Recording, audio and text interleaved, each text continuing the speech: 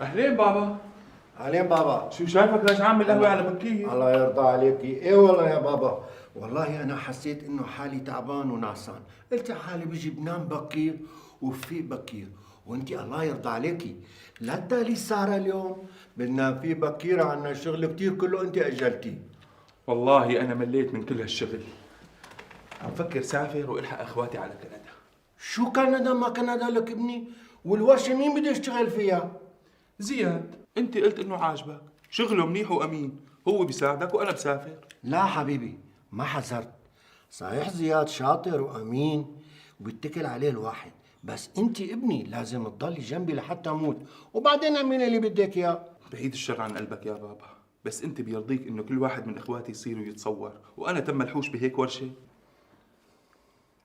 لا ما بيرضيني، ومشان هيك انا بدي اياك تديري بالك وتشتغلي اكثر وتتعبي لحتى تكبري الورشه وتصير معلم كبير.